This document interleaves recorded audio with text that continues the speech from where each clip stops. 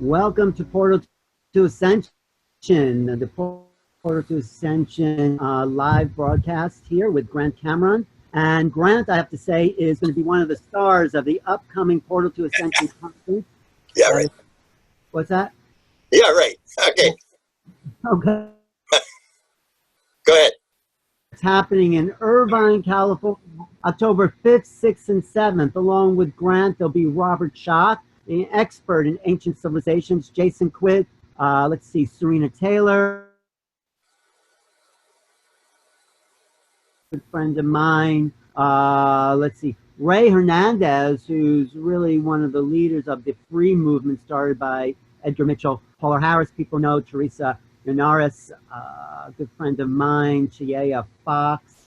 It's going to be not just a focus on UFOs, it's going to be more focused, I feel, on the qualities of becoming the new human being, the qualities of how do we move into an ascension consciousness. And of course, understanding our situation with extraterrestrials is a big part of how we move forward as a human civilization. And that is why I am talking today to Grant Cameron, who's really, I feel, one of the leaders, who's become one of the leading researchers in this field of understanding the interactions of human civilization with, we want to call this. I mean, you know, there's this thing, Grant, called the extraterrestrial hypothesis, where we've labeled what we call this unknown factor extraterrestrials. But now, and it's been around for a long time, starting with Jacques Vallée, he says, are we really talking about extraterrestrials, or are we talking about something we can't name? I mean, are we just giving it a label so we can handle it, and it might not be anything like that? What's your comment about that? I think more people are making the move to that idea as well. I mean, I used to think Vallée was kind of off his rocker with this kind of stuff, and I think I would agree with him now. I mean, it's almost maybe what John Alexander calls it, a conscious sentient phenomena, that you're really not too sure what we're really dealing with. And when you look at some of the latest research that I've sort of been looking at, you start to wonder, is it just all messaging? Are we really dealing with somebody here is just visiting? And I'll just give you an example, like the metals. I mean, now you hear all this story about the metals. You have all these different pieces of metal. As much as I can access and what I have seen, there are no two pieces of metal that are the same. And so that leads to the question, does this have anything to do with what we're looking at all? Do they come across the galaxy and then crash and break into 1,000 little pieces where someone grabs a little piece? You almost start to think, I came up with this new theory, I don't know if you've heard about it, because everybody's using acronyms. So I got the TTOW, the theory of wow. That maybe what they're just doing, whatever this conscious phenomenon is just they want us to go wow. And that the metal material might actually just be a grade 6 project on Zerda Reticuli. And they said, we need to awaken these people. We need them to think. So what we're going to drop a piece of metal. What do you think we should drop? And some kid says, let's take a piece of metal and let's change the isotopes. And let's drop it on there, and that'll make them think. Because if you start to look, especially with the ones where Jacques Vallée is looking at the metal that has the extruded metal, and you're familiar with these stories over the years. Yeah, right. Yeah, where, you know, like 1947 is the first piece, where, you know, the UFO is like it pretends it's, you know, it's going to crash. It's like the bird with the broken wing that tries to get you away from the nest, is trying to get your attention. It's going, look at, I'm going to crash. And this UFO, and the person's watching, and this thing looks like it's going to crash. And all of a sudden the UFO stabilizes, and it shoots this metal out and flies away. And that's happened over and over again through history. So the question is, was it really in trouble, or did it just want to get people's attention and give the metal? So in the past, people would take the metal and people would say, oh, it's slag, the guy's making the story up, all this sort of stuff. But now we have the material, we have the expertise to look at this material, and we realize it's got these bizarre isotopes, that it is this metamaterial that can't be made on Earth. And yet when you look at all the pieces, they're basically all different, which indicates that maybe it's just some sort of program, almost like I talk about with this theory of wow. If you go back to the whole thing about John Lennon. John Lennon sees this craft very, very close up. He makes it public, the whole world knows, and it's got these light bulbs, white light bulbs going click, click, click, click, and they're going off and on. And so my question is, do you need light bulbs on a spacecraft to go through interstellar space? Why do they have lights on a craft? They have lights so you can see them. And maybe that's the grade 1 project. So the grade 1 project is the lights. The grade 6 project is the metals. The grade 7 project is the mutilations. Now you have these bizarre things with mutilated cats. And there's these stories now, well, why would they be cutting these cats in half and taking the blood out? And so you say, well, did they come across the galaxy to cut cats in half? And you say, well, these are our lovely cats. We love these cats. You know, why would they do this? And then you start to look, and I actually did some research. There are 4,000 cats a day in the United States of America that are euthanized in shelters. It's 1.3 million cats a year. So maybe the message is simply like the economy, like the ecology.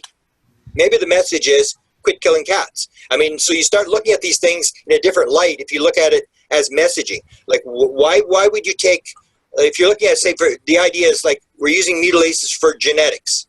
So you take Snippy the horse, which half the horse is gone in 1967. Do you need half a horse to do genetics? We know with the To the Stars that they get they're doing this DNA sample thing with people. They just take one little vial of blood. So if they can do it with one little vial of blood, why would extraterrestrials need a whole section of a cow? And then why would you drop the cow in the front yard? Why would you not just take the cow with you? Why would you not just take the cat with you? It's almost like it's messaging. Well, I have a lot of there are answers to that. I mean, first of all, there are UFOs that seem to have crashed, unless they were purposely put down in Roswell and Aztec and agreed places. And the other thing is, and this is going with the extraterrestrial hypothesis, let's just say there might be some truth to it. So there's the story you're telling, like, okay, they're just kind of wanting to wake us up here because, like what Matt says, UFOs are an outreach project from the universe for the consciously impaired. That's us, you know. Yeah. So that was John and Matt's term for what was going on. But maybe, and this was my theory about the mutilated cows, I don't know about the cats, but they needed those soft tissue and blood supply in order to incubate a hybrid population, or that wouldn't be birthed but needed the organic material in order to develop in a kind of artificial womb. But we have, Alan, we have technology to do that. That was discovered in a dream. That was won the Nobel Prize of duplicating DNA. All you need is one little sample of DNA, and you can duplicate it and duplicate it and duplicate it and duplicate it. And even if you were to take like 1,000 pounds of horse that you're going to use for whatever you're going to use, do you really need 1,000 pounds? And you get this situation where it seems like a little bit of overkill. And then why do you drop the animal? Why do you not just take the animal? Why do you do this thing like, for example, outside the NORAD headquarters? No, I mean, I'm just trying to come up with some sort of logical answer for perhaps why, but it's like what I say, it's like your dog looking at you on the computer. Does your dog really know anything that you are doing on your computer? I think that's the kind of intellectual gap we may have with these ETs, where we think we know, we could try to make guesses and assume, okay, but we might not have any idea. Okay, but it's all speculation. What I'm saying is that the speculation that it's genes, that it's getting DNA material, is not as explainable as the idea that that's not what they're doing. If you take a look at the DNA explanation, that's a theory, yes.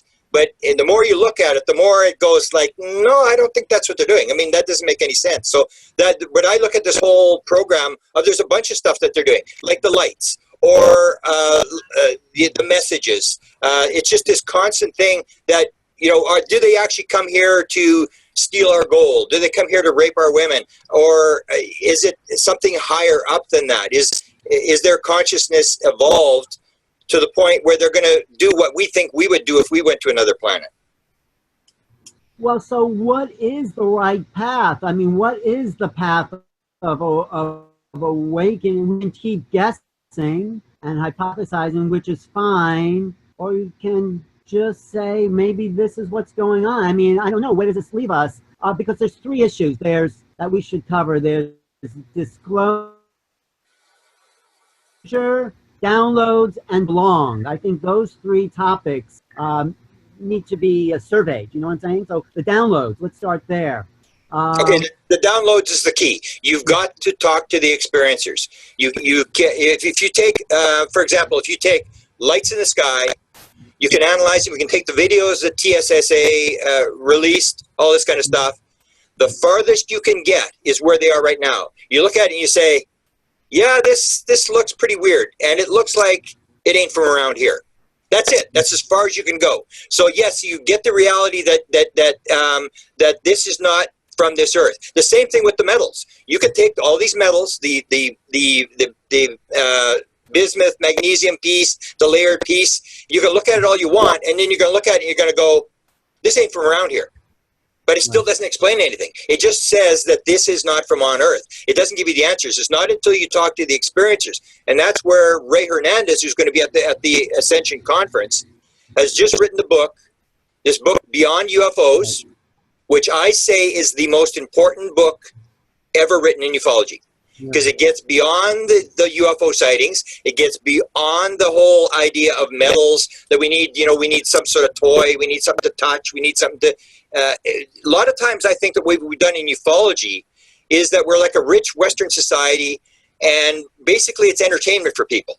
Like we're just interested, like where are they from and this sort of stuff. And it's almost like in the 19th century when they would use mediums. They'd get a seance going, and you had nothing to do, so let's bring the medium in and let's talk to some dead people or whatever. And it's that kind of thing. If you really want the message, you have to leave the sightings behind, you have to leave the metal behind, and you've got to go to what are the experiencers saying. That's why the Beyond UFO book goes to the consciousness thing, what the message is coming from these people, because there's over 3,000 experiencers who have answered all these questions, and there are patterns that tell us what's going on.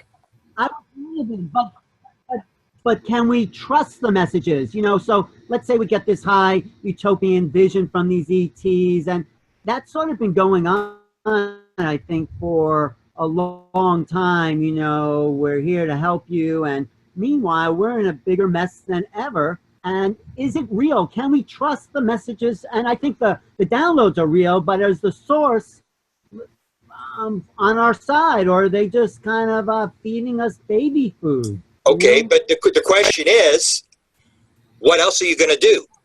What is if you take the 3,000 experiencers and throw them out and say it's anecdotal evidence, we're not going to listen to it. All you're going to do is take more anecdotal evidence. I'm not saying that. And can we?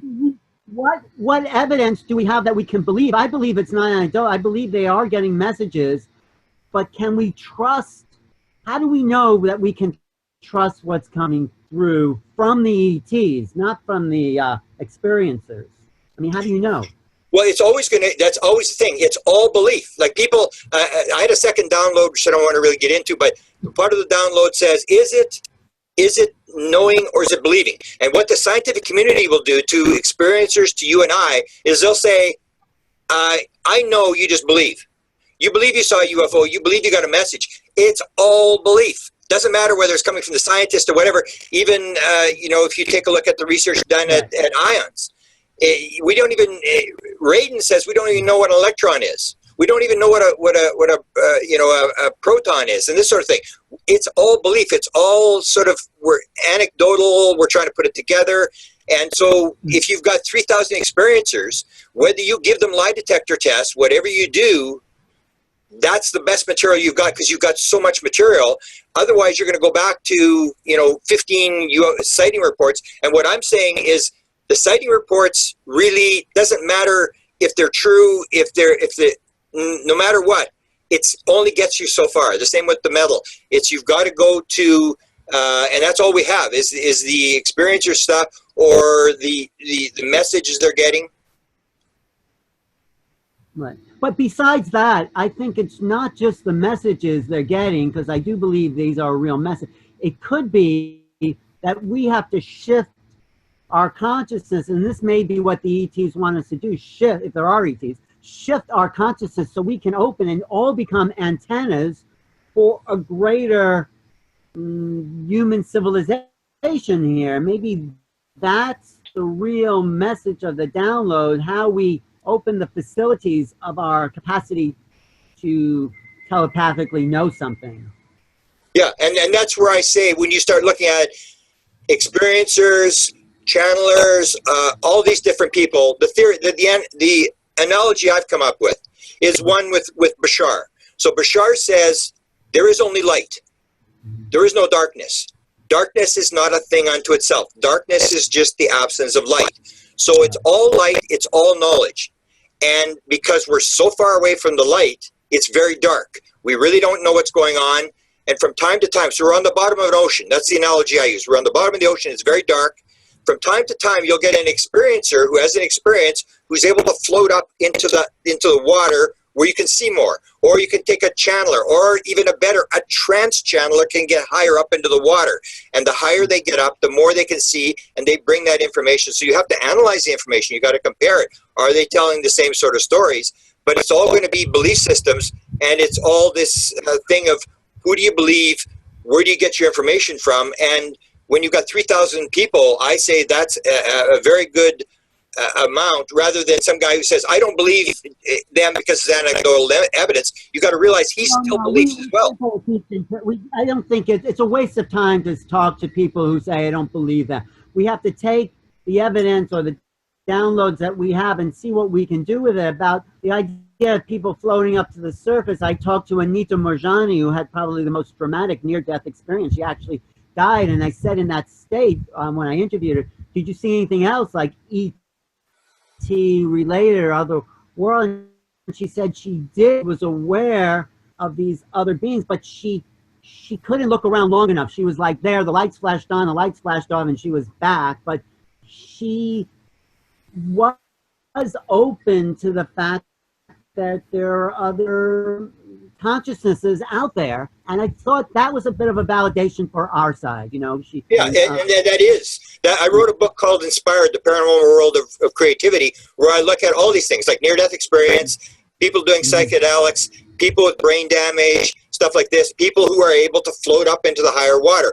almost like Bashar says, we come into you in your dreams, because now you're in our world. And the same with a dream, you're moving higher into the water, into where there's more light, where you can see more. And that's the thing, you look at all these different people on this idea of inspiration, people who aren't in this sort of analytical left brain world, who are able to dissociate and move up, almost like Eben Alexander talks about. He's given some lectures lately, and he talks about, and he says, his belief is, I always said left brain, and what he says is it's the neural cortex. It's the new brain, the one with the the ego, with the analytical abilities. And he says it's putting the neural cortex to sleep, and that's what allows you to tap into that field. So it's the same idea, whether you're talking to a channeler and it's the same thing. Some are better than others. So you have to determine, is this a good channeler or is it a bad channeler?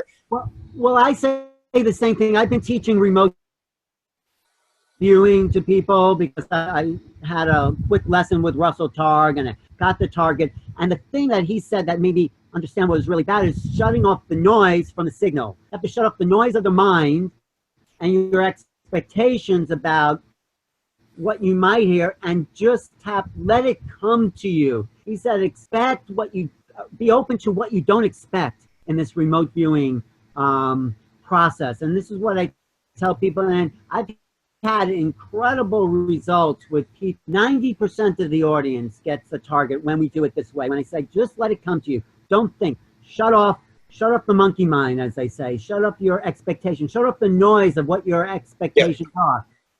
And this is what I think we're going to have to do as a race of human beings if we're going to evolve. So maybe the experiences are leading the way. But yeah. But that's listening to, because that's what I've done. I've listened to the experiences, the near-death people, the mystics, the channelers, all these sort of people, and that's what I've learned is this idea that you've got to shut down the left brain. I sort of thought I discovered something. Like, holy cow, I figured this out.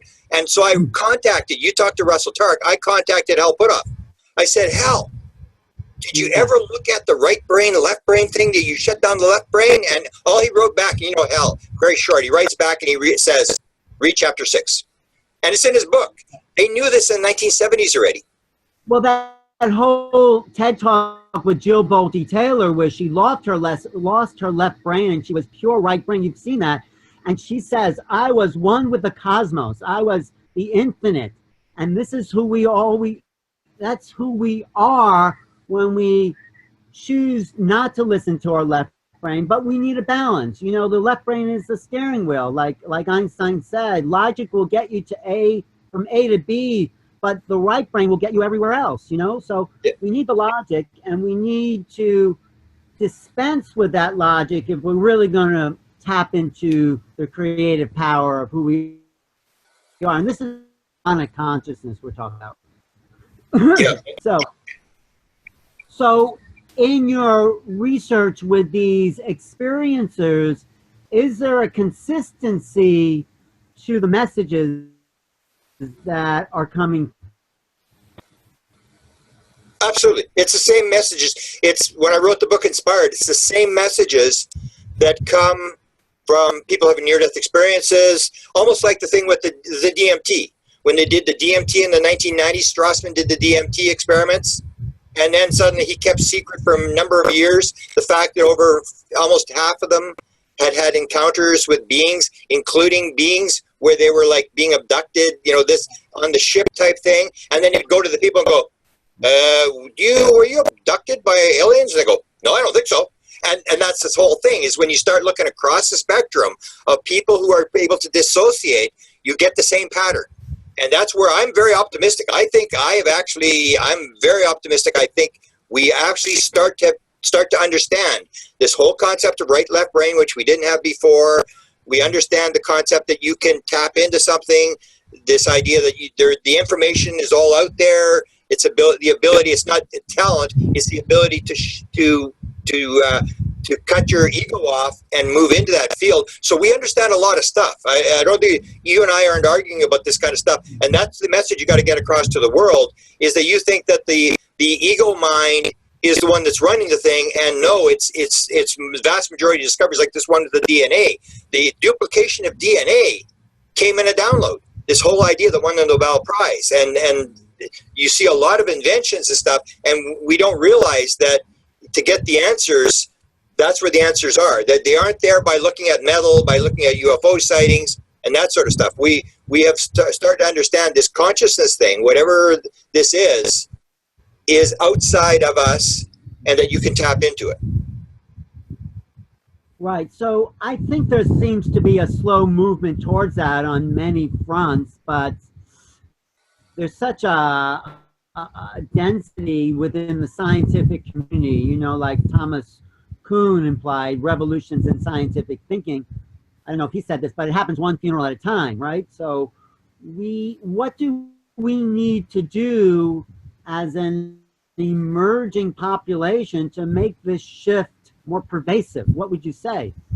Well, what I would say is the idea that science advances one funeral at a time. And there's nothing you can do. I was actually offered, they're going to do a TV show. I don't know if they offered you. They want to do a TV show called Prove It. So they're going to put the UFO people, and then they're going to put the skeptics, whatever. And it's going to be like a game show thing where people are fighting and whatever. It's great entertainment. This doesn't get us anywhere. All I believe is that if you and I have, I was always motivated by two expressions in my life. I was raised to be a minister, to be, very religious, whatever. And I was motivated by two things. One was in the Bible, it says, too much is given, much is expected. And Edgar Casey, the great trance channeler, said, knowledge not used is sin. And I was always motivated by those two expressions. And so to me... What did Edgar Casey say? I'm sorry, I missed that last part. He said... Knowledge not used is sin. Oh, okay. So if you don't know anything, say when you die, they're going to cut your break because you're an idiot. You didn't know anything. But you and I knew what was going on. And therefore, the onus is on us. And so it really doesn't matter. I don't think you can really change. People are waiting for disclosure. It's like, oh, when disclosure comes, then I'll get off my, you know what, and I'll do something. And so when they die, they'll say, well, you know, I would have done something, but I didn't get disclosure. And that Hillary Clinton, she was terrible. I mean, if Hillary Clinton hadn't been around and destroyed the emails, I would have done something. And it's all this outside, believing that you're externally motivated. And that's one of the part of the download I got. Is the world internally motivated or externally? And majority of people are externally motivated. They think that there's things outside of us that change us, that are going to change things. And no, it comes from within. So what I say is all you and I can do, Ellen, is you have the information, I have the information, and if it's a reincarnation world, which is the other part of the download I got, if it's a one life, it's one world. If it's multiple lives, everything in ufology changes. Everything changes. Then you look what changes? I don't understand what changes with reincarnation. The whole deal that you say, well, we was abducted. There's no abductions. If reincarnation is a fact and you came into this world, then you're into soul contract. Then you're not into good or evil. It's not like good things, bad things. Then everything is experience. Everything sort of, you got to look at everything through a new lens. And so what I would say is that you and I have come in here, if you believe it's multiple lives, we came in here, we made an agreement to do something. All you can really do is be internally motivated. You can't worry about everybody else. You came in here to do something. All we got to do is figure out, why did you and I come here? What are we supposed to be doing? And are we doing it? And forget about the rest of it. Because what we're trying to do in a lot of our UFO things is we're trying to convince other people rather than doing what we're supposed to do. If you have the message, tell the message. Well, this is why I think it's so important, this upcoming conference, the Portal to Ascension Conference, because I think these are the kind of discussions that are more valuable than people reporting about the nuts and bolts and hardware left behind. I think if we could gather an audience that will talk about this shift in consciousness, that will spread through the population in a way that will start to open them up to downloads. This is what I hope. So if people want to come, they should go to Irvine, California, October 5th, 6th, and 7th, and you can register at ascensionconference.com and continue this conversation, be a part of the conversation, because everyone has a piece of this consciousness, a unique piece. And I think your insights, because you've now done the research, you've done the hard work, and you know, to go from where you came from as a kind of nuts and bolts kind of guy and saying, what does consciousness have to do? And now this shift saying consciousness has everything to do with this. Yeah. Right? And everybody in the audience at the consciousness conference has to realize that they came here to do something. So if a lot of times they're having experience, so the first question I ask the experiencer is, do you think you got a mission? And they all go, right. Yeah, I think so. Yeah, I don't know what it is, but yeah, I think I'm supposed to do something. And we've even got. You never know what one person can do. And this is a story we haven't really got into. You may hear more about it. I got a friend who's a big guy in Hollywood, full-blown experiencer, and he said he's trying to figure out what is he supposed to do. And then he suddenly decided, well, maybe his job is to move UFO documentaries into the public. And so you never know who you're going to run into who has that piece that will really get things rolling. But everybody has to do what they're doing rather than worrying about what everybody else is doing. That's what we're doing. We're externally motivated. We're blaming Hillary Clinton and Donald Trump and all these other things that we don't have disclosure because of this or that. And it really doesn't matter, because in a reincarnation world, it doesn't really matter, Ellen, if we destroy the world. We're going someplace else to learn our lessons. It really doesn't matter whether we get disclosure. And the end of our life, they're going to ask you one question, my belief. One question and one question only. How did it work out? You planned to do something. Whether you got disclosure or not, you planned to do something. Did you do what you said you were going to do? So it really doesn't matter what's happening on the outside, because what we're saying is, oh, I'm not doing anything because of this, that, this, and we make all these excuses. The dog ate my homework, my mother-in-law, all these excuses, rather than trying to figure out what is it we're supposed to do and get busy doing it. So you have to be conscious of that all the time. And that's why it's so important, this idea that the Bible says too much is given, much is expected. That if you have the answer, if you have the information, you're in a worse position than the person who doesn't know anything. Right. So the whole idea about these downloads and the argument, though, I do have with spiritual people, because if you believe in reincarnation, nothing matters in a way. We have all these lifetimes, but I do think something matters. I do think that you can't say it's just all spiritual. I think the situation of the experiencer and the UFO person is that we are evolving consciousness. It's not that there's just many lifetimes. We're here because we're at a crossroads of evolution on a spiritual level. It's like, yeah, there's thousands of lifetimes we probably have, but this is a moment, I feel, where consciousness itself leaps into a new dimension, let's say. Because I talk to people, let's say, Deepak Chopra, and he says, oh, it doesn't matter because it's all consciousness anyway.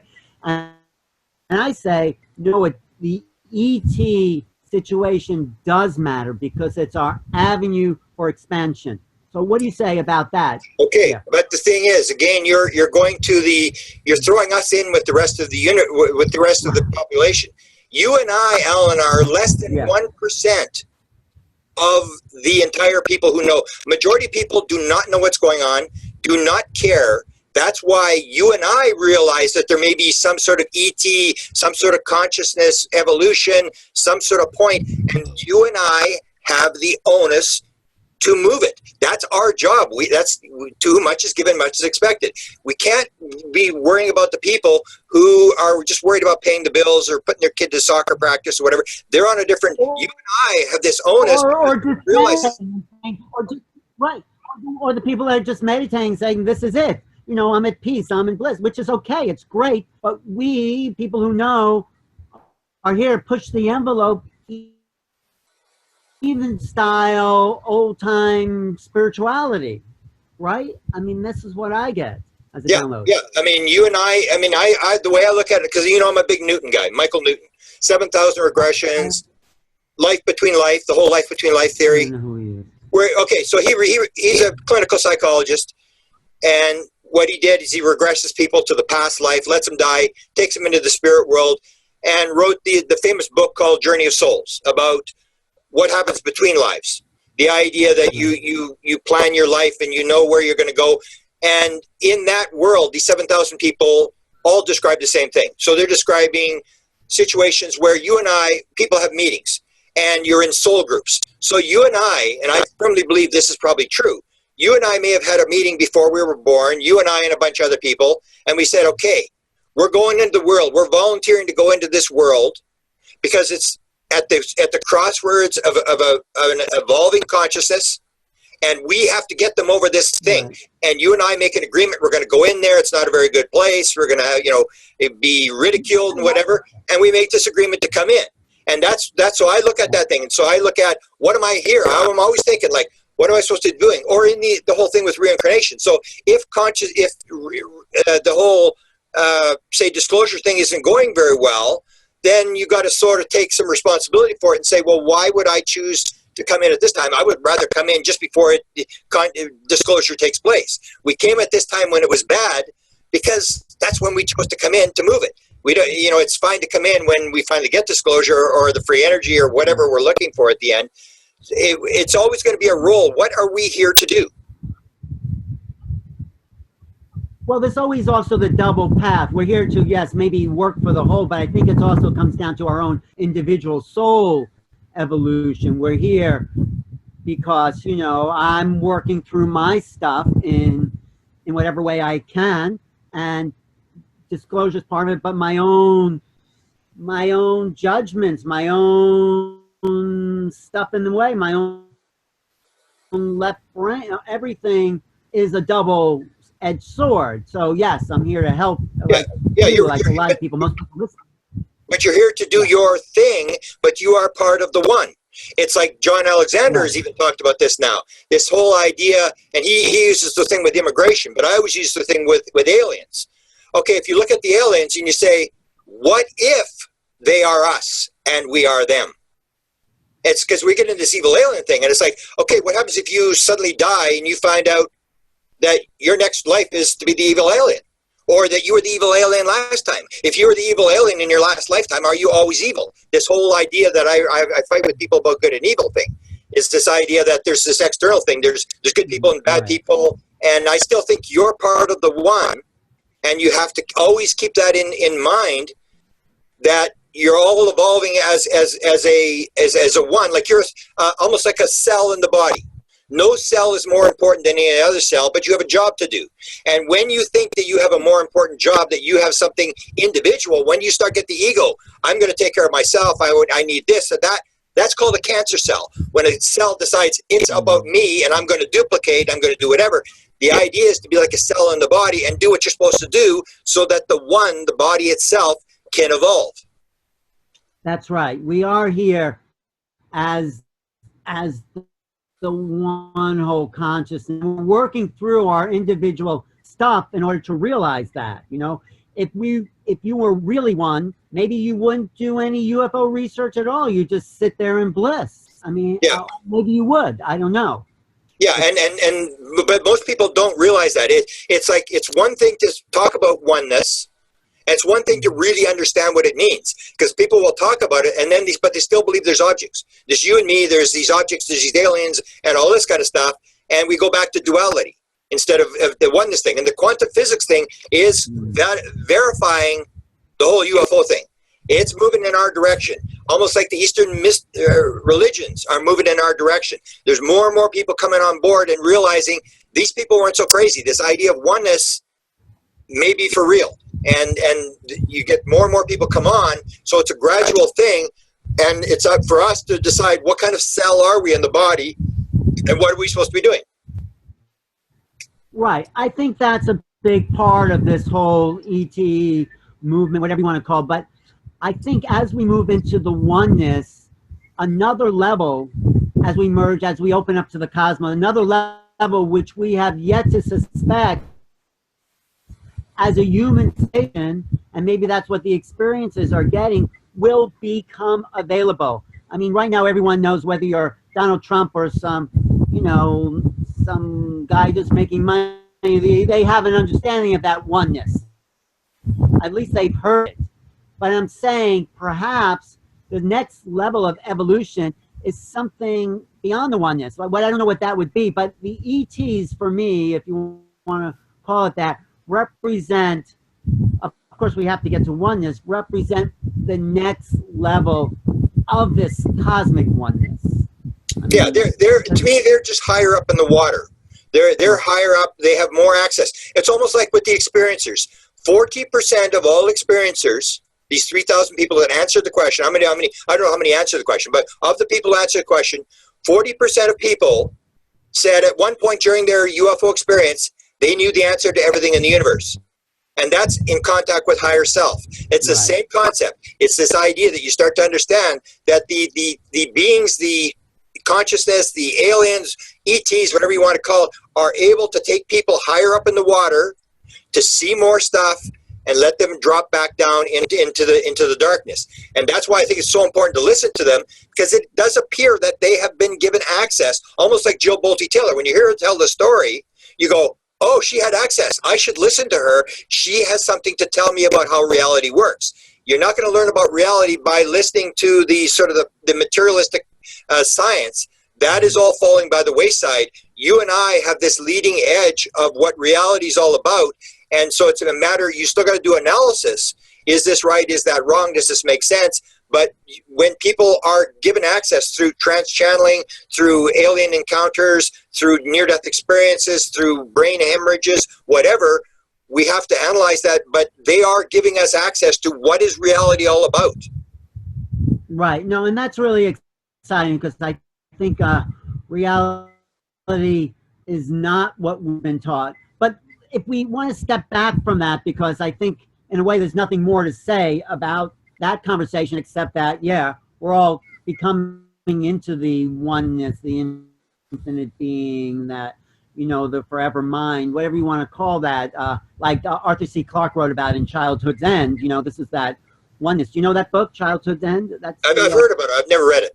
Oh, that's where they come to when the ETs land and they try to make peace. There's a sweeping up of humanity into this cloud of oneness. That's the end of our childhood. That's just, we're in our infancy as a planetary civilization, and the end of that childhood is this coming into this oneness. It's just a little short story. But anyway, getting back to the hardcore, not to like negate anything, but disclosure as it has been developing, you know, December 16th, 17th, last year, 2017, was a watershed moment for our people. Something, suddenly, there was a public acknowledgement by the Pentagon on the front page of the New York Times that, you know, I had people come up to me and said, you know what, you were right.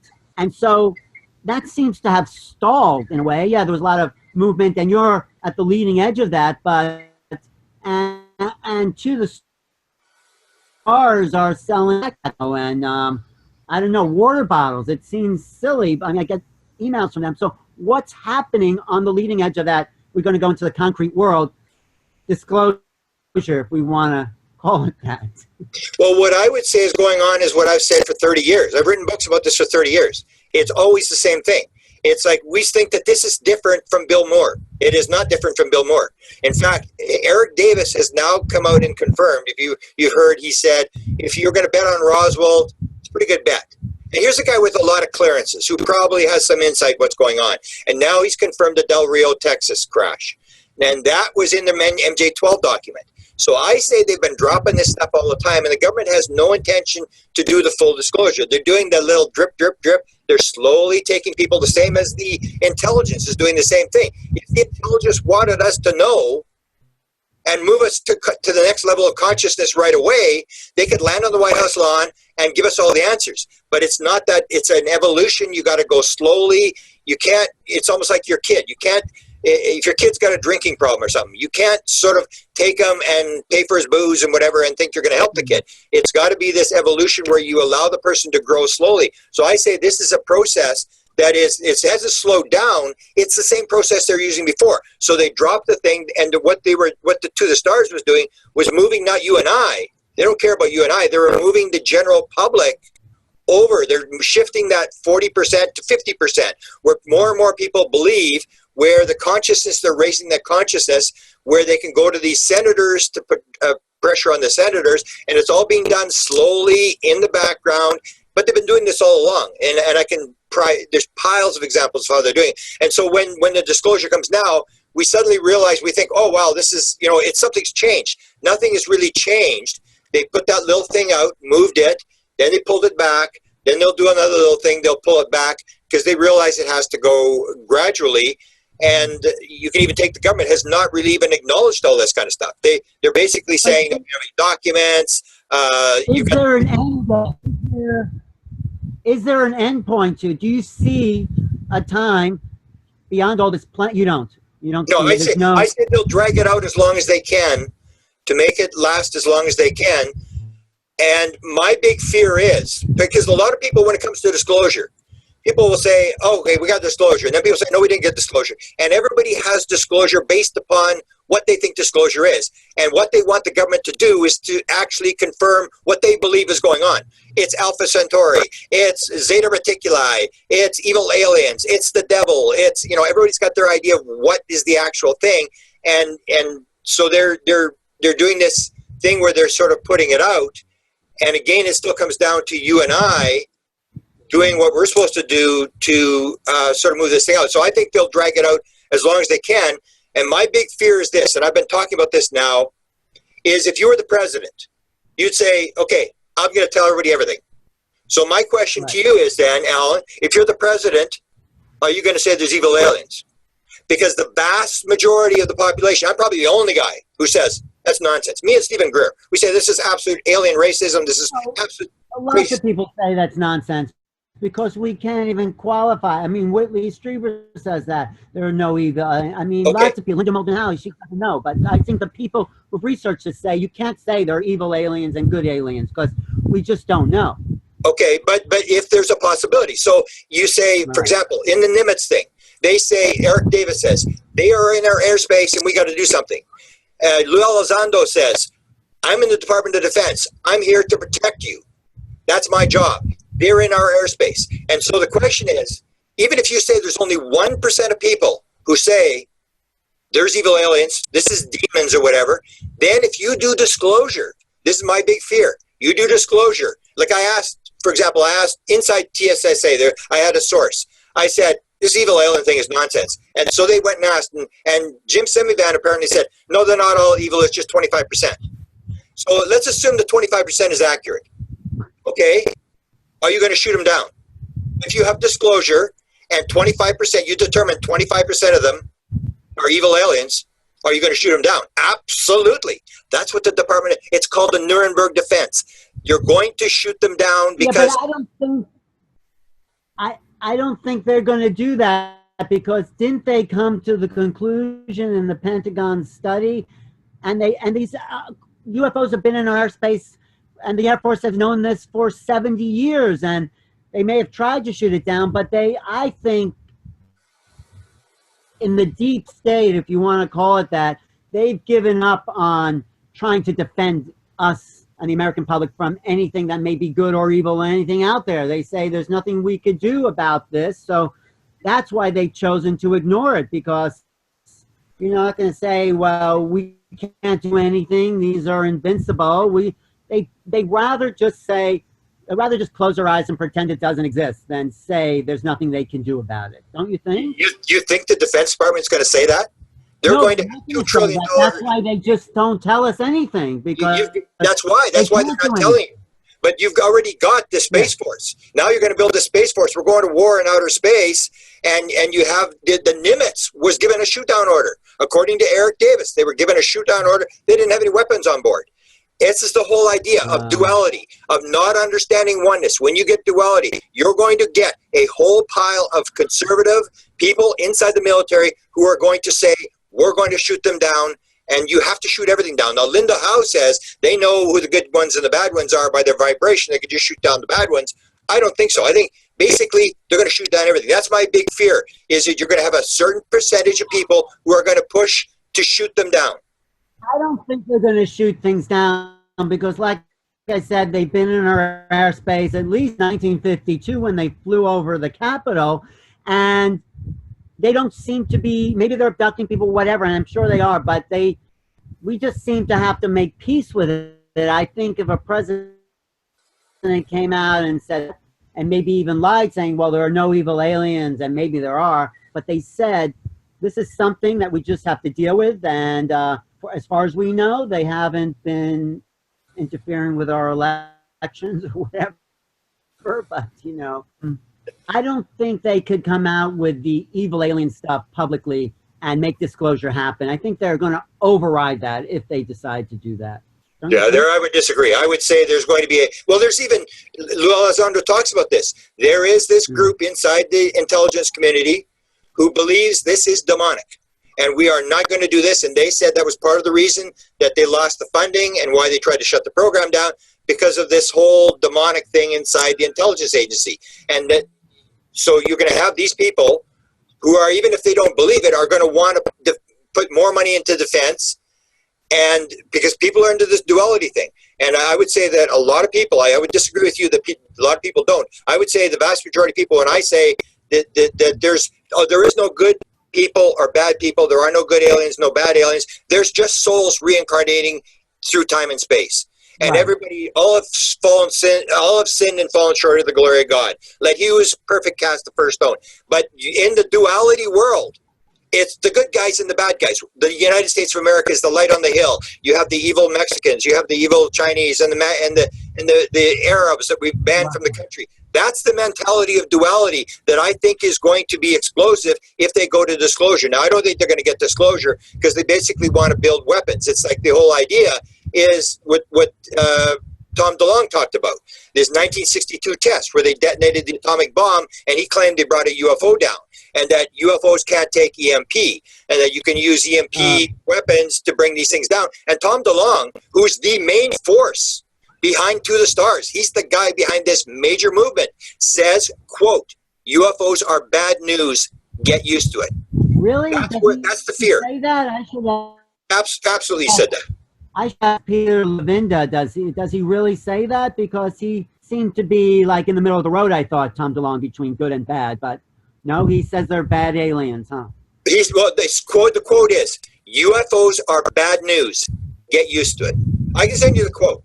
But No, that's I just believe the you. I just more optimistic than that because I agree with you. You cannot say there's bad and good anything, bad and good people. You know, Yeah, I mean, yeah, I agree. everybody has both sides. They have. So what But if that's there the was a problem we have, is to yeah? move from the duality world that people are really stuck in duality. They say there is good and bad, there is light and dark, and as above, so below, and all this sort of stuff. And people defend that we have duality, and that's where we've got to move out of duality into oneness. And it's a very big step to take. Well, like you said, it's probably only 1% or a half a percent that you're even aware of this non-dual But it's possibility. increasing. That's a It's huge. increasing big time.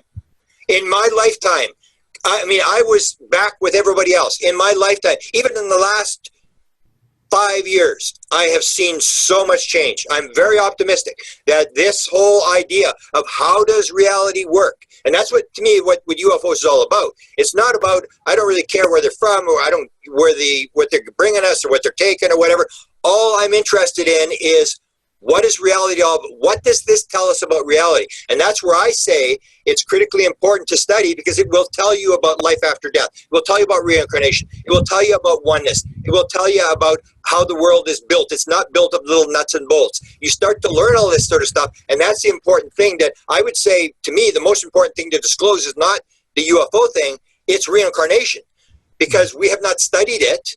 And if suddenly people realize there was a spiritual world and you do come back and you reincarnate, and that whole thing, that changes everything. The idea that there are aliens out there, people are going to go, okay, big deal. And the life continues to go on. It's this idea of what reality? How does the world actually work? And I think that's what the experiences are being told. That's what they're showing us with the little magical stuff they're doing.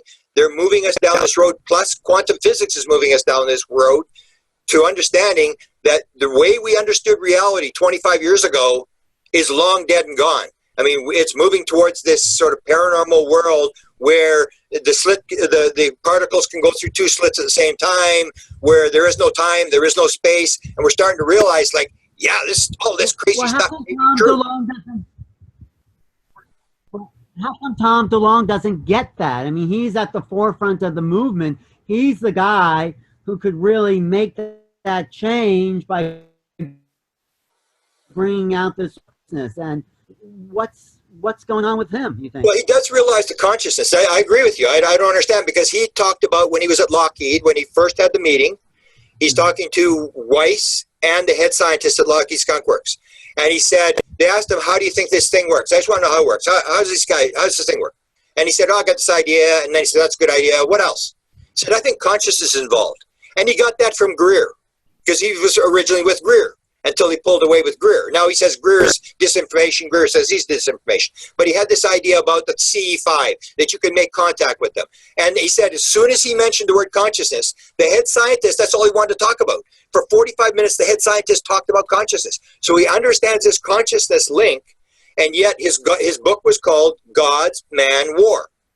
This whole idea that all religions are caused by someone seeing a UFO, misinterpreting it. Religions are all killing each other, and the aliens are giving each country different weapons so we can kill each other off faster, and that the survivor, they just have to take on the survivor. It's still this real dual world, this dualistic thing about them and us and that sort of stuff. He hasn't made that connection to consciousness.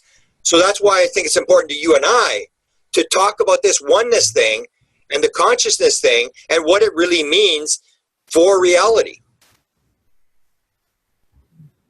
Well, you know, Hal Puthoff is very much, I've interviewed him. I like Hal. I think he's a really great guy. Of course, he's been on the inside for a long time. I mean, with the SRI, Stanford Research Institute, and the remote viewing, he's aware of what consciousness is, and you would think he would have that kind of influence on DeLonge, right?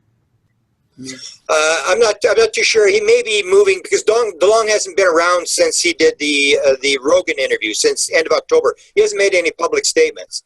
They've sort of moved him, and they're allowing the fighter guys and Lou Elizondo to sort of carry the water right now. And so he may have changed. You never know. He may have changed his attitude, but definitely his attitude, if you look at the book, this whole book was the idea that religions are caused by UFO sightings, and all death is caused by religion, which is total nonsense. The vast majority of the genocides in the 20th century were by atheist, secular, Russia, China, no, Cambodia, none of them had any belief in God. It was secular things. When you believe things are objects, right. and that's the problem, is this idea that religions are wrong, is when you understand the oneness. How can I steal your stuff? How can I kill you? When I have the dual thing, that everything is an object, then I can say I've got a soul, and the Greys don't have souls, animals don't have souls, we can kill animals, we can kill aliens, and it's this dual world that you and I realize. We're one of the few people that realizes, like, we've got the light, we can tell people what's going on, and it's up to us to tell people what reality is. But if you realize that there is no duality, there is oneness, then we don't even need religion. This is in a sense, the new spiritual tradition, I think, is emerging on the planet. This is what's transcending religion, because religion does divide people, and it has created wars. I mean, maybe not the wars of the 20th century, but a history of wars, and still there's things going on, genocide based on religion. So if we can go to this place of awareness, that is a whole, and people want to hold on to their religion. They want that as their identity. And I think that's the problem we have. The one thing I would change is not genocide based on religion, it's genocide based on separation. The belief that you are different than me. So if you're an atheist, then you can say these people are just like sheep. We can kill off 1 million people because they're just things. And it's the belief in separation. When you think that things are separate, if you understand that everything, and believe it, that everything that you are part of me and I am part of you, like the Edgar Mitchell thing, where everything, he suddenly had this epiphany thing, or people who have the ayahuasca experience where they suddenly realize everything's alive, everything's conscious, and everything's one. That's the idea we got to get across to people. And I say, as soon as you stop the separation, there is no war. There is no evil. There is nothing. Evil is based on the belief in separation. Once you believe in separation, that's when evil starts to emerge. Right. And I think if we had some kind of a congressional hearing like Stephen Bassett put on for disclosure that included the experiences and their, sense of oneness, we might have a chance to make that kind of a impact, don't you think? I'm not sure whether they're going to listen to the experience. I think the big one is the quantum physics thing, that people will buy into. If you can show them the quantum physics thing, that consciousness is the ground of being. When you get physicists, you're saying, yeah, you can't get behind consciousness, that you cannot have a particle appear on the back wall until there's an observer. It's that kind of stuff that when you impress upon people that you've got it wrong. This is not how it works. Consciousness is the ground of being. When you get that movement, I'm not sure that people are going to listen to experiences, because a congressional hearing is still going to see these as anecdotal stories. These people believe they were on board a ship, and that's true, but you also believe you're a senator. You also believe this, you believe that. It's all belief, and people want to separate it. So they say, I'm a senator, you're just some guy telling a story. But the high priests of the modern world are the scientists. That's the thing that I say is stopping disclosure. Yeah. I'm saying it's not the government, it's not media, it is science. It is science who is saying, if you believe this kind of stuff, you're wacko. It makes everybody back off. It makes scientists back off. Nobody researches it. Same with reincarnation. Same with channelers, with spiritual stuff. It's the scientists who have this sort of materialistic religion going on, where they say it's all nuts and bolts. You are a biological robot in a random, meaningless universe, and consciousness is an illusion. That's this sort of the predominant thing that we have to sort of kill. And there are scientists now that are coming out. You had these 20 scientists with Diane Hennessy Powell and people like this who signed this manifesto saying the material world is not primary. And when you get 20 scientists who put their reputation on the line to sign something like that, that's the stuff we got to push. That there are scientists who will back us up, that consciousness is primary, and it is all one. There is no separation. That's where we have to go. And people will listen to scientists. They won't listen to you so much.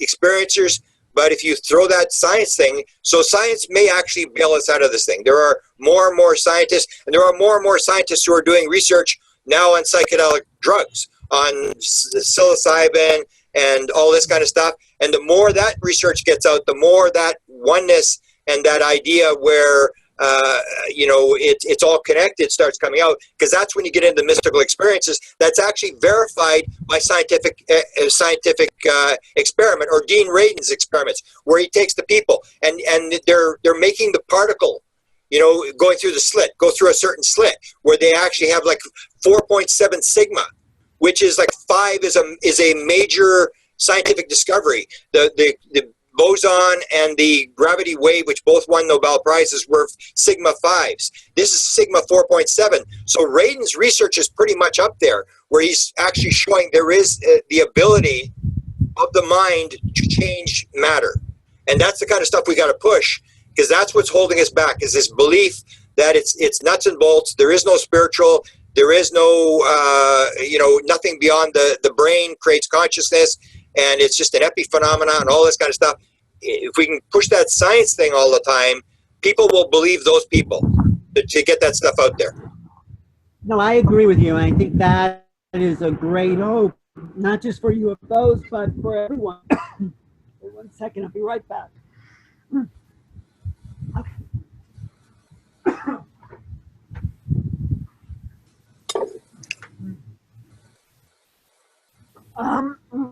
Why don't you talk about the latest stuff that you've been researching, the new discoveries, the new stuff that you found, your new material?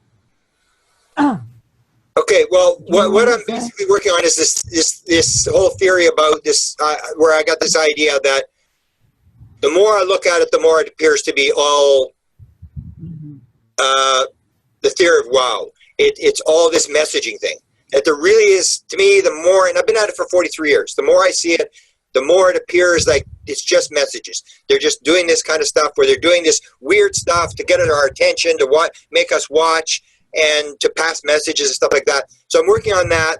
I'm working on the mutilation thing. I'm going to come up with a whole paper in the next 2 days, like a PowerPoint presentation, where I go through all this stuff and I sort of re-examine, because it doesn't make any sense. All this other stuff that people have put out, why are they doing this kind of stuff, and how we're treating the world and stuff like that.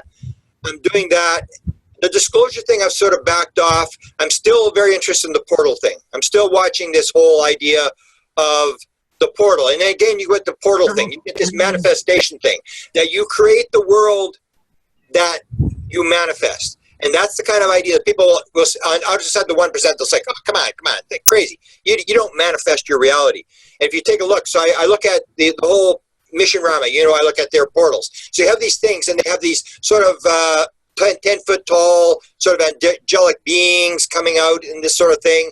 And then you get the portal at Skinwalker Ranch, and you get this weird stuff coming out.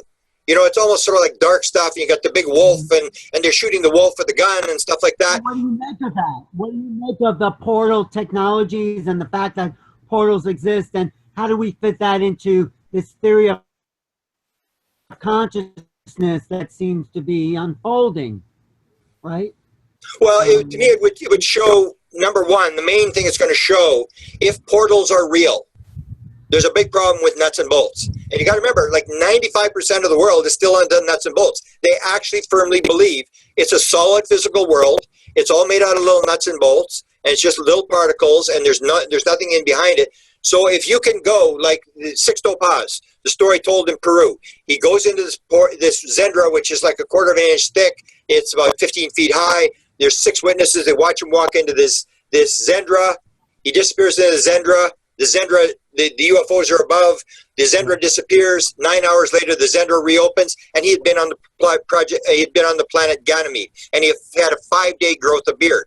So if it's true that you can walk into a portal or a Zendra or whatever and be on another planet, the whole nuts and bolts thing is in big trouble. And that's where I say that it's so important, because it really sort of shows that we got something wrong. we've got time wrong, we've got space wrong, and now you got like the Eric Davis, the papers that Hal put off, these 37 papers, these whole thing about the papers where they're talking about the wormholes and all this sort of stuff, and you've got mathematical stuff. In fact, are we still on? Yeah, we're still on. Yeah, I hear you. In fact, what? You have the papers? Yeah, it's because I don't know if you heard, there's a really recent interview done by Jan Hartson. And Jan Hartson talks about the fact he had the experience. You know, he has this experience when he's like 9 years old, and this thing's 30 feet away in the backyard. Him and his brother see this flying saucer, and it's, you know, it's orange with blue, dryer hose coming off the bottom. And there again, this is messaging. I mean, is it really an orange flying saucer with suction cups on it and stuff like that these 9-year-old kids? They want him to see it. It's a 9-year-old kid, and they make this sort of thing. And then he goes to Ben Rich. And Ben Rich in 1993, he graduates engineering, electrical engineering at UCLA, and he's there with the other engineers. And that's when Ben Rich says, we now have the technology to take ET home. We've discovered the mistake in the equation. And Jan Hartson says that, you know, he goes to him and he says, what equation are you talking about? What's this about? What have we discovered? What have you discovered? And he doesn't really want to answer it. And he said, well, how did they get here? And that's when he says, what do you know about ESP?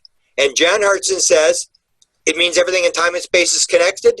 That's the oneness principle. And Ben says, that's how it works. The same as Tom DeLonge was told, it's the consciousness. And that's where Eric Walker said was consciousness. So anyway, he said that one of the few people that came to him after he made that announcement of what Ben Rich had told him about the mathematics, Hal Puthoff phoned him up.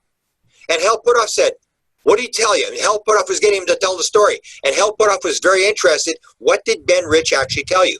And he said that Hal Puthoff told him, I guess just recently, Hal Puthoff says we now have the mathematics. We understand how it works. We understand how these things fly around based upon the Nimitz videos and stuff. We have the mathematics. And that's the whole thing. They've discovered now the mistake in the equation. So the whole thing is that you've developed this thing, and it is for real. And it's the idea that time is not what you think it is. Space is not what you think it is. And the aliens, the ETs, they actually just understand that. So I think in this sense, we've moved a long way, where you guys like Hal Puthoff are sort of now coming out because it's sort of been opened up. He can talk about it, what his involvement was. And yet you take a look at Eric Davis saying that they shut down the crash saucer program in 1989, that we did not discover anything. We could not back engineer a single thing, and they shut the whole program down. And it has not been revived yet. I don't know if I believe that, because what's Robert Bigelow doing then? Obviously he has Exactly. What is Robert Bigelow doing? So I don't believe Eric Davis says that. Eric Davis would be getting his stuff from Hal Puthoff. Hal Puthoff has one of the longest held top secret SCI clearances in the country. Why is Hal Puthoff and Eric Davis working on some little anti-gravity thing? If we've got spaceships that are flying to different stars and anti-gravity ships, and we've got all this, why are they wasting their time working with Tom DeLonge to build this anti-gravity? Bob Bigelow has got $1 billion. Bob Bigelow said he has lots of contacts inside government and inside intelligence. If we had the technology, why is Bob Bigelow wasting his time sending rockets to Mars? Why is Elon Musk wasting his time sending rockets to Mars? Why is we have these ships that go to Mars? Who's claiming that besides, you know, some of the fringe people in this movement? No one I know is claiming there's been ships going to Mars or other planets or the secret space program. There's pilots of people believe in the secret space program. We've got these. They believe in it, but there's no proof about that. Well, I agree. That seems very fringe. Yeah. I agree, but I would say that there's a high percentage of people who believe the secret space program. Linda believes the secret space program, that they got this. The whistleblowers, there's lots of people that do. And what I say is, I like Linda, but I don't know anyone who I would trust who said they've been to Mars and back. I mean, I just don't. Well, I would agree with you, but what I'm saying is that it appears, because Bob Bigelow is working on this little anti-gravity, trying to get a thing to rise a couple feet off the ground, or Firmage. Firmage is rumored to have spent $100 million, and he's just trying to levitate this little object off the ground. We have nothing. We do not understand anything of what they're doing. It is way beyond everything. We're still working on the basic anti-gravity thing, and all this other stuff to me is disinformation has been thrown in there. So we are a long way away, and that would be one of the reasons why you're not going to get disclosure, because they don't have any answers. Everybody thinks, oh, the president doesn't know, the black ops, David Rockefeller is still running the thing in his grave, and all this kind of stuff. Bigelow knows something, and he had to expand his warehouse, He had to not because of space. I think it was because of the material that he was working with. He had to change his warehouse to handle top secret material. You have to have a skiff. You have to you can't keep top secret material in a warehouse. You have to have all these stuff that they do. The material that I think that he's got the piece, the layered piece, the arts parts piece. He's got Valet is working for him. So Valet they worked on all the implants thing, the 17 implants. They've got all these extruded metals. If you saw Valet give the lecture in Contact in 2015, where he actually shows the metals, and they're trying to locate the metals. They've actually just put out this video now where they got Lou Elizondo and Tom DeLonge, and they got the van, and they're going to get this piece of metal and stuff. But it's these little pieces of metal. And my thing is this piece of metal actually going to be a part of a spacecraft, or did they just drop it down? Is it a messaging thing? So they're working on this material, but I don't think they have anything. The material is not going to tell you how the craft flies. I think they do have something. It may not tell you how the craft flies, but I think it seems like Bigelow's put a lot of money into having something. He's too smart a guy to kind of reach a dead end like that. I think he's figured it out, or his company or something. They figured something out, don't you think? But then why is he building? He's building pods for the space station and to go to Mars with rocket ships. I mean, it's like the Americans are saying, oh, we got all this technology. The Americans have not even got a rocket to get to the space station. They have nothing to get into low Earth orbit. They have nothing. You're hitchhiking with the Russians. So, I mean, I think that they don't have anything. The more I look at it, I'm working on this research. Because one of the things I looked at, you take a look at now, you have these high-level guys. You got Jim Semivan, you got Kit Green, all these people. I got these papers. I don't know if I talked to you about this. I got these papers that were leaked to me. A guy was going to write a manuscript. This is an eyes-only study that was done for President Lyndon Johnson in the 1960s. Mm-hmm. I got 100 of the 300 pages of the manuscript. On that committee, there was 8 people doing the investigation for the president. What are UFOs all about? What's going on? And they had DeLonge has Robert Weiss, head of Lockheed Skunk Works. They had Kelly Johnson on this 1960 committee. So the head of Lockheed Skunk Works was on this investigation for the president with what's with UFOs.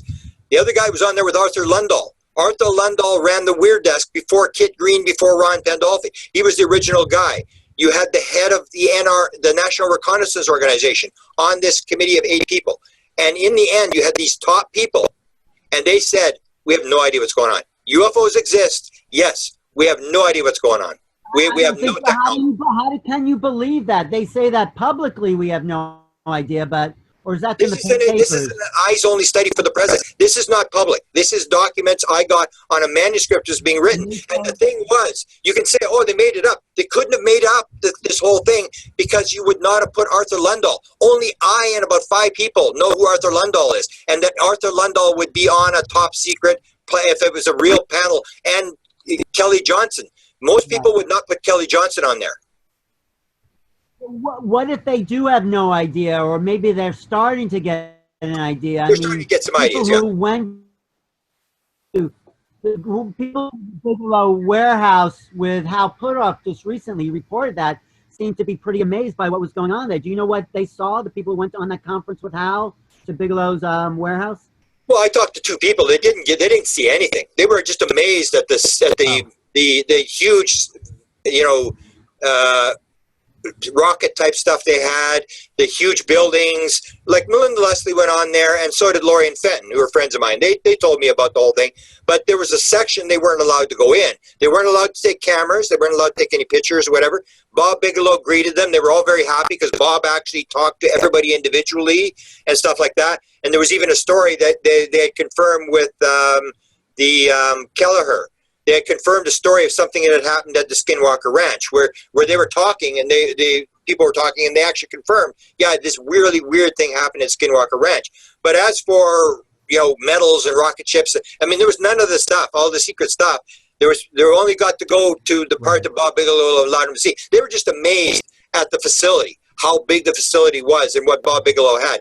I'm pretty sure the top secret stuff, the metal stuff, has got to do with a skiff, that you have to have very strict class areas to store stuff in. You can't just keep it in an ordinary warehouse. So he had to modify the buildings to house top secret material. Now, he would have metals, yes, but whether they have the craft, and I still go back to Eric Davis, who has a lot of security clearances and is under help put off, would know what's going on. I don't think they would get by. And there's even a recent email that came out from Jacques Sarfati, who is, you know, in that sort of group with Firmage and stuff like that, talking about the secret space program. And he said this is all garbage. And Eric Davis said, yeah, it's all garbage. But don't you think it's possible they could have, with those metals, covered some anti-gravity potential based on the metal alloy that they have, you know, at the warehouse there? Well, they're all different. That's my point, is they're all different. Every single piece of metal is different. Now, what they're saying, based upon what happened at Rendlesham Forest, is this thing with the terahertz. And if you see the Rogan interview with Tom DeLonge, he talks about this experiment that they're going to run. Now, if they run this experiment, which they may do, this is with the arts parts piece, with the zinc, bismuth, magnesium layered piece. And what Tom was talking about in the Rogan interview is they bombard it with terahertz energy.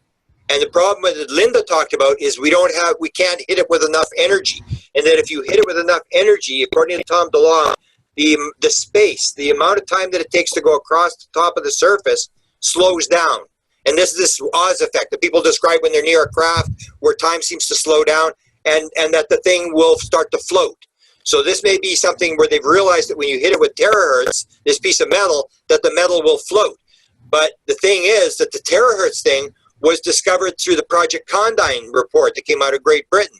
And this is where Burroughs got his disability thing, and they discovered that Burroughs, the injury that he got, which was confirmed by Kit Green, was caused by this terahertz. So they know terahertz, this very high energy, is part of the UFO thing that is being given off by this craft.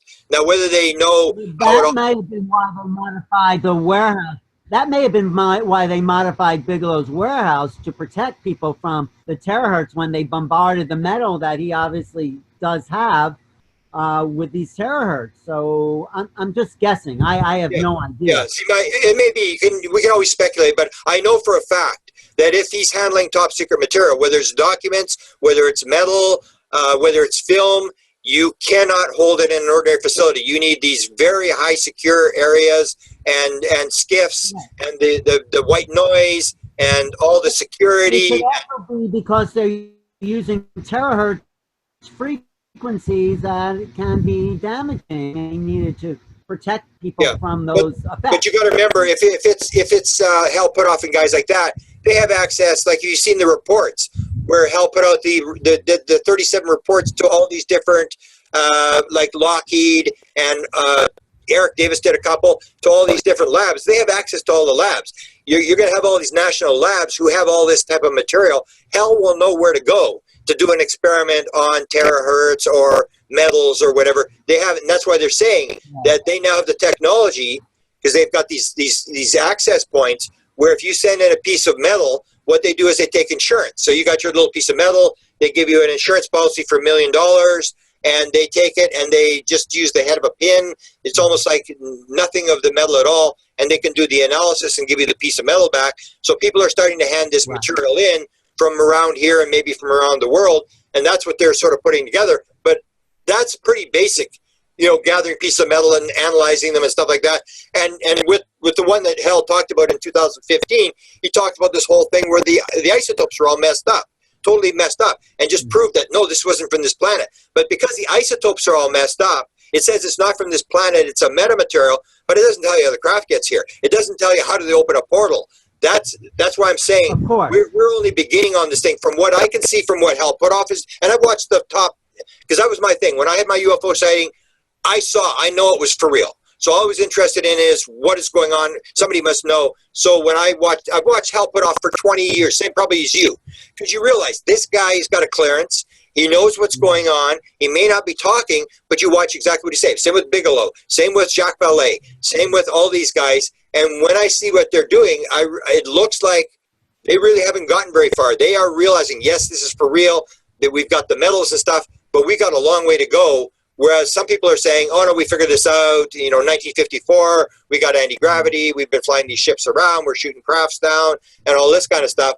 So it's to get that validation, and the people you can only watch, to me, are guys that Hal Puthoff, and I think you would agree, Hal Puthoff would not lie. Hal Puthoff's an honest scientist who's trying to figure it out. He's 80-some years old. He's trying to figure out what's going on, and I would trust Hal. When I interviewed Hal, Hal was very upfront with me, and he said, well, he didn't say it outright, but he said we might have some ships out there that seem to bend space as they move through it, you know. So Hal's a really good guy, I think. Yeah. I mean, and I think all of them. I think they're, and that's where I differ from what the disclosure thing has done now. Is that they put the To the Stars like this is something new, and they said Bill Moore and all those guys, they were all a bunch of crooks.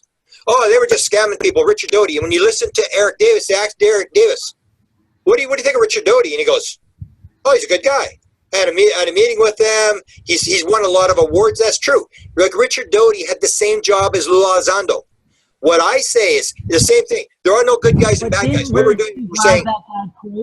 Wasn't there that case where Richard Doty was the guy who someone suspected ETs, and there was someone who saw them, and he was a guy that he sort of drove crazy because he thought it was ETs. I mean, isn't that something Doty was?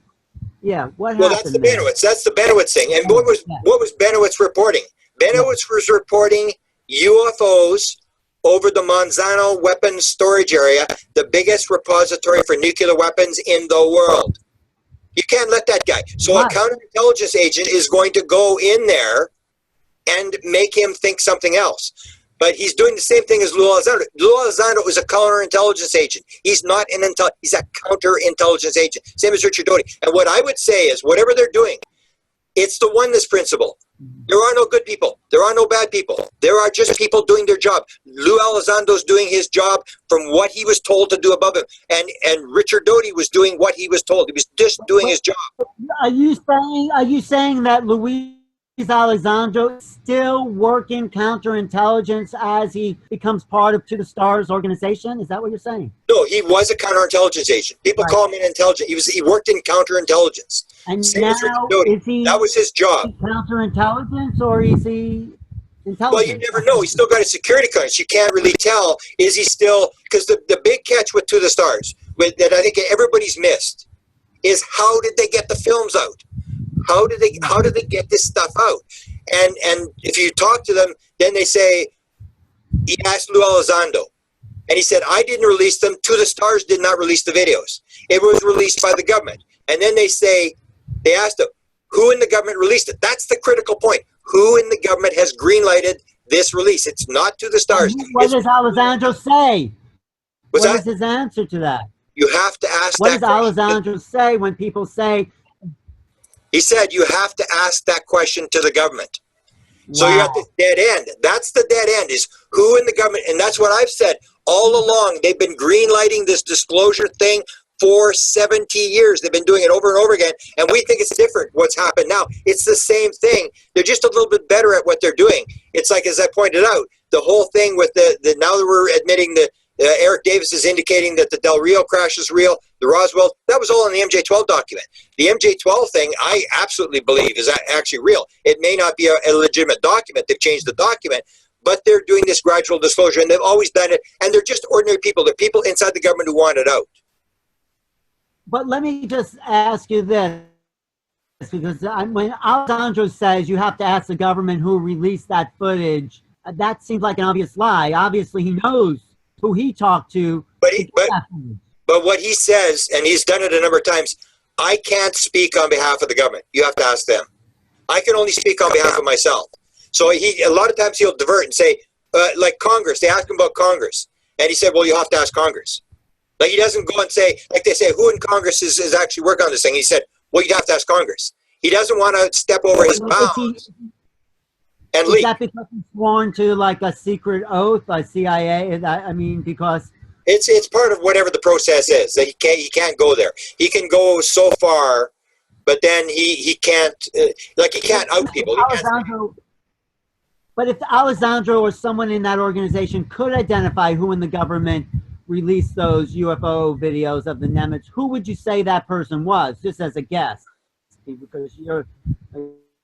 Well, I always say it's a major program that has gone on for 70 years. That it may have been Brennan. I'm not sure whether there's Brennan or the guy who briefed. He did a video. The guy who briefed Barack Obama on his national security briefing when he was president-elect, when he first came in. He said, he calls it the wake-up call. I don't know if I told you this story. He said, I give him the president the wake-up call. You go into the president, you say, okay, Mr. President, here's what we're doing. We're doing this. We're doing this. We're doing this. And these are done not because any specific president asked for them to be done. This is done on behalf of the office of the president. So it goes through, and he said, we're doing this, and it's like, we're killing this, we're overthrowing this, we're doing this, all the black ops stuff. And the president's going, oh my God, what, and then he says the wake-up call. He says, and Mr. President, when you put your hand on the Bible at 12 noon on January the 21st, he said, unless you tell us to stop, we're still going to be doing this and this and this and this. And I believe the UFO program is one of those programs that has been running through all these different administrations. And when I wrote the book, Managing Magic, I went through all these different administrations and showed they leaked this, they leaked this, they leaked this. And I believe it has to come from the president. For example, if you take a look at this recent story with Brennan, so Trump pulls Brennan's security clearance.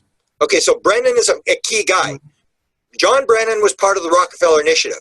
And I did a little thing where I talked about this connection.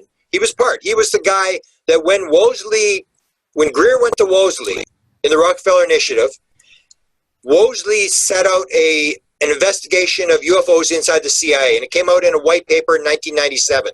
It was released. There was a classified, apparently a version, and a non-classified version.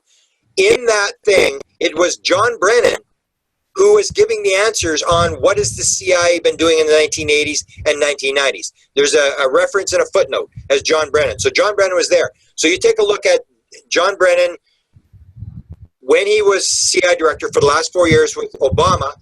He's the guy that put on the front page. So the CIA says, we're not into UFOs. We haven't been in since 1951. We're not interested. And suddenly, in the middle of the Barack Obama administration, they put 2 articles on the front page of the CIA website on how to investigate a UFO.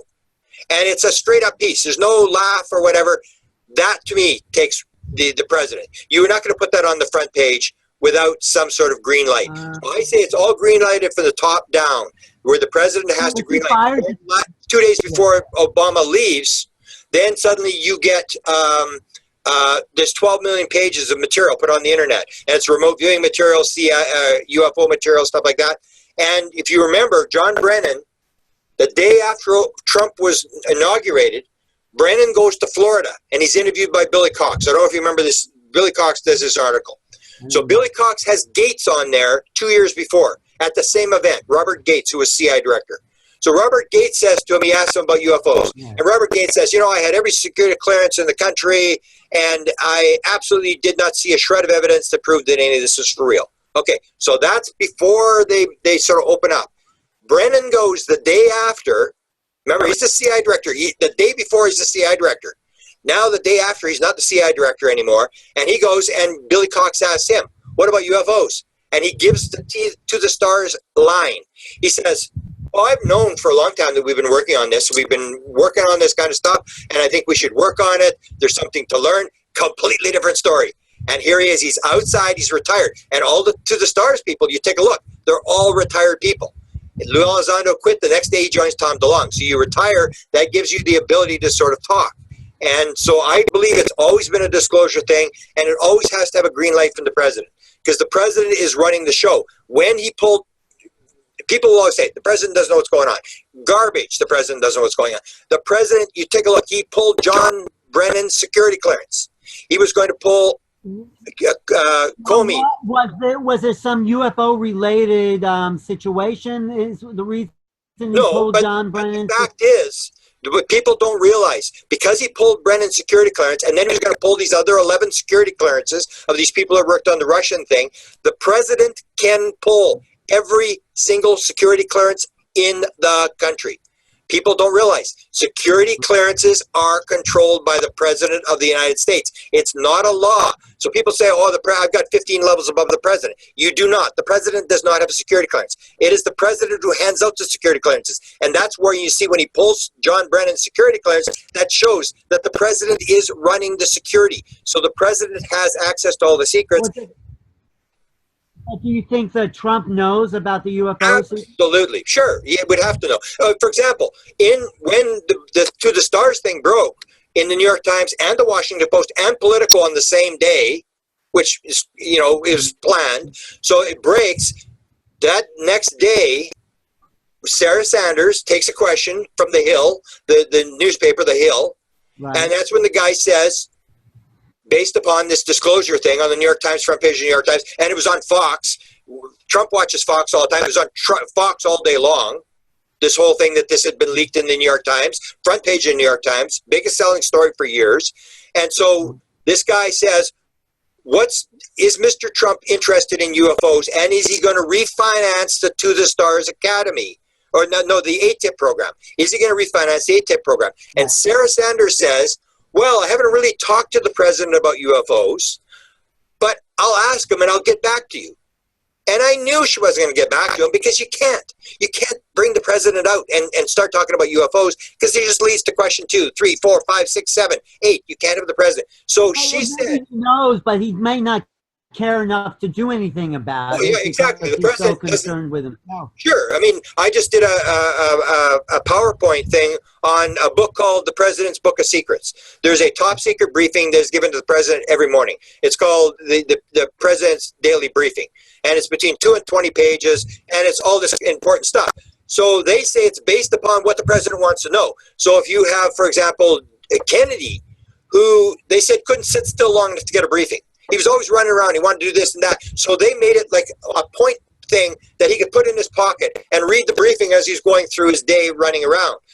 And when they realized that the president didn't want to know about this, he didn't want to know about that, they would give him all the material, but it was according to the president. So if the president isn't really interested in certain subjects, they're not going to go there. They're going to based upon what the president, because what it is a briefing, and the president writes in. They have the page, and they say that the column of the material, which is very short, like a couple paragraphs per subject, to make it very, very brief so he knows he can read through it. And then what the president says is, I want to know more about this. I want to know what about this? I don't believe this, whatever. And they leave this whole section on each page for the president to write. So the president can write in there, I want to know about UFOs. They have no choice but to go and check it. It's called a deep dive. Any subject that he wants, they have to go and check it out. Do you think the Space Force is related, this idea about the Space Force, which seems sort of ridiculous? Yeah. Well, that would be my impression. That's where I say the fear is in the disclosure thing, that you're going to get a guy like Donald Trump who's going to say, oh, these are bad guys. They're coming into our airspace. They didn't come through the right immigration process. And this is a chance to increase the defense budget. And if you're in the Defense Department, you're going to push this. That's why they're pushing the threat thing. You want your department to be bigger. So you're going to play it. Even though if you don't believe it, you're going to play this whole thing to get your budget up, to move it up. And so Trump, that's the way, in a world of, Trump is a real sort of a local guy in terms of duality. Trump is absolutely, everything is good and bad. There's no doubt about it. You're the worst guy in the world or the best guy in the world. He's absolute duality. So in the world of UFOs, that's the way he's going to see it. You and I would say, as the Russians did, and that's what, if you heard the interview with Hal Puthoff with George Knapp. George Knapp said he got this document, and I actually referenced it in one presentation I did. It was called 73790, which is the Area 51 of the Soviet Union. You know, George Knapp was there in the 1990s doing research. And George Knapp said there was actually a statement, what you and I were talking about before, where the statement is, do not shoot on them, do not shoot at them, leave them alone. And that's when he was talking to Lou Elizondo, and Lou Elizondo said, no, I don't agree with that. This is this whole idea. No, I'm the Defense Department. That's why I call it the Nuremberg Defense. We are here to shoot things down. We are here to defend things, and it's not up to Lou Elizondo. It's not up to the Defense Department. It's up to a belief system. Whatever the belief system, if it's a duality belief system, it's going to come down, and the people in the Defense Department will shoot even if they don't want to shoot, because that's their job. We're here to salute, take orders, even though we don't agree. We're going to do what we're told to do, and that's what Lou Elizondo said. I'm here doing my job. I'm in the Defense Department. But let's just hope, as like with you, for example, you know, you had an awakening. Many people are having spiritual emergence, it's called, and maybe that's part of a vibrational shift that's happening planetarily, that we are moving into oneness. I mean, exactly, but it's up to you and I. You and I are the ones that are at the leading edge. That's why you see it so important that you cannot keep quiet. You've got to go out there and you've got to put this message out, because if you and I don't talk, nothing's going to happen. It's the old idea, too much is given, much is expected. You're expected. This is what you and I came into this world to do, Alan. I'm sure of it. I also love doing it. There's nothing I would rather talk about or be a part of than the awakening of this planetary consciousness. And the other thing is that it's no longer the way it was when I started in the 1970s, where the big media runs it. We're on Facebook Live. You and I can be as big as the New York Times if we decide to do it. It's up to you and I to use the media to figure it out with Neil and people like that, who we can actually move this message. If we can figure out how to move this message, we are as powerful as the New York Times, dependent upon what we do. If we don't do anything, we'll have nothing. But if we do it properly, we can be the #1 message. We can get the message out there. We've learned how to do it. So that's why I think people should come to this conference. And, you know, Facebook, digital is one thing, but when we meet in person, in the flesh with each other, there's something else that can take place, because something is watered down within the digital presentation. And a lot of people will come to you and I, you know this.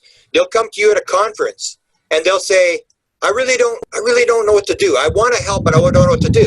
And you and I can actually give them instructions. This person needs help, that person, you can help me do this, you can help me do that. And you can sort of, we're almost like the gays coming out of the closet in the 1960s. We're sort of moving out there and we're forming these alliances. Well, radical than that, though. Yeah, but that's the thing is when you have these contacts, when people, and I've had a lot of people come to me who are helping me get the message out, and you meet these people at conferences. I'm still working on my as clear as possible so I can move in. I think everyone needs to also, you know, get in touch with their truth, their motivation, the way to make this happen. I think that's what a good conference is about. We can have a discussion. How do we get together? But there's one more thing I want to just ask you, because you really haven't, you touched on it a little bit. Ron Pandolfi and the portals that he's working. What's the progress with that? And what is Pandolfi? Is he keeping this technology to himself, or is this part of a bigger picture? Well, what I think, I've chased this guy for probably 20 years. And I would basically say that I really don't believe anything he puts out publicly. But you can't, because he's the only operational guy. He's not like Elizondo or Semivan or Putah, people who are retired. You can speak when you're out. He's the operational guy. He can't talk. He's on duty. But I think what he's done, and I've thought about this a lot for the last couple of years, I think maybe what he's done is he put out the portal idea and then surrounded it with total nonsense. But he kept portal, nonsense, portal, nonsense, portal, nonsense. And it's the whole thing. It's the gradual disclosure. He just wants you to know, look to portals. Because I heard another, one of the, I won't say who it is, one of the TTSA, somebody was talking to them and they were talking to him, and it was in an interview situation. And after the interview, they were talking about, I can't remember who it was the metals or whatever, and the guy said, watch the portals, watch the portals. And it was really revealing, because that's what I think it is. It's you can't talk about the portals, you can't talk about the technology. It's just say, forget about the nuts and bolts, forget about the all the anti-gravity. The answer is in the portals. So he's talked about it since January of 2016 is when he first started talking about portals. And there's nothing verifiable about anything he's saying. So people, it's the old deal. That's how they do it. They put it out, and then it's surrounded by a bunch of garbage. And everybody says, that's John Lear, that's Grant, that's Alan, don't listen to those guys, they're nuts or whatever. And everybody discounts it like the Area 51. You put the Area 51 story out, and everybody says, it's a hoax, Lazar's a hoaxer guy, and the story gets out. So that's what they're doing. They put the story out, they pull it back with a bunch of garbage, and they want you to know the portal is the key thing. And that's what it is, because that's the consciousness aspect. The portal is the key thing still, you're saying. It's the consciousness. That's where you got the crossover between the nuts and bolts and the spiritual world. It's the consciousness thing. That's what people have to realize. It's all consciousness. Until you go to consciousness, you will never solve this thing. You have to understand, how does the world work? You have to understand consciousness is primary, matter is secondary.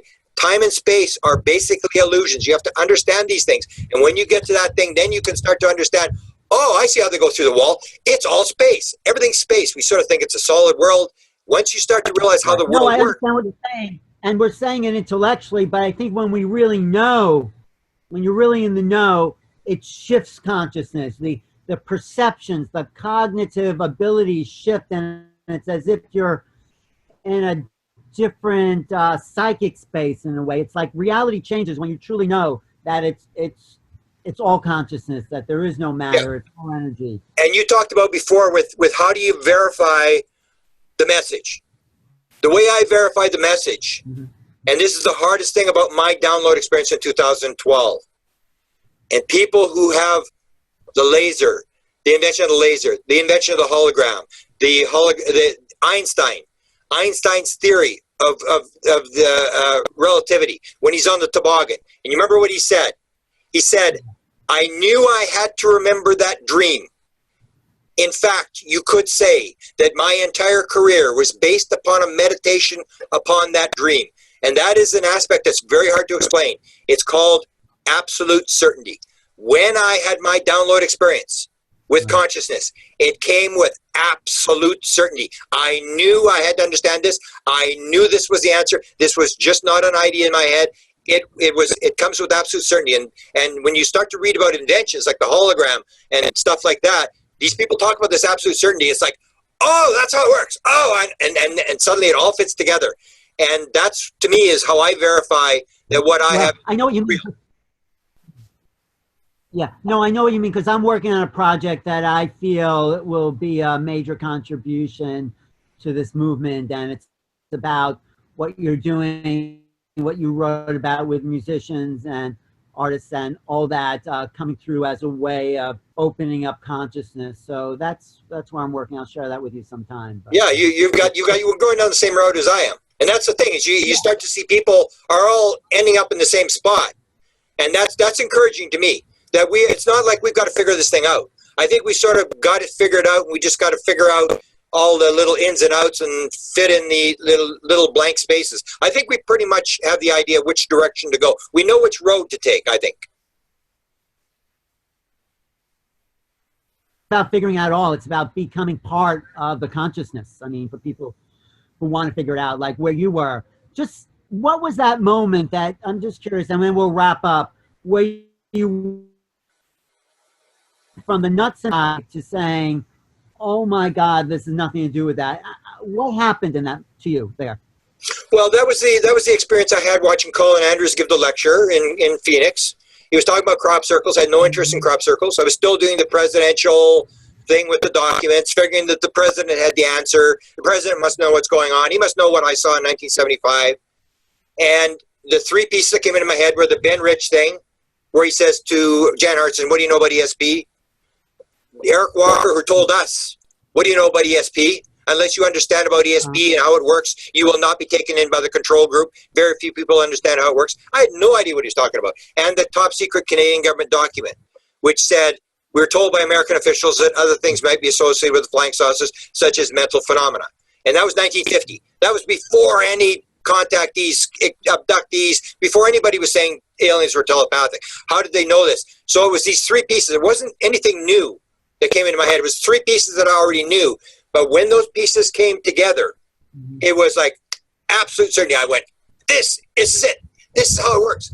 And the it light just bulb went off, right? There was like, and it was forget all the rest of this garbage. I'm not interested in those. And even though I was sort of ostracized by falling off the wagon and going to New Age and stuff like that, Jerry Pippin, you remember Jerry Pippin in the interview? He said, "I can't believe you've done this, Grant. I can't believe it." And I said, "Well, Jerry, I'll tell you what.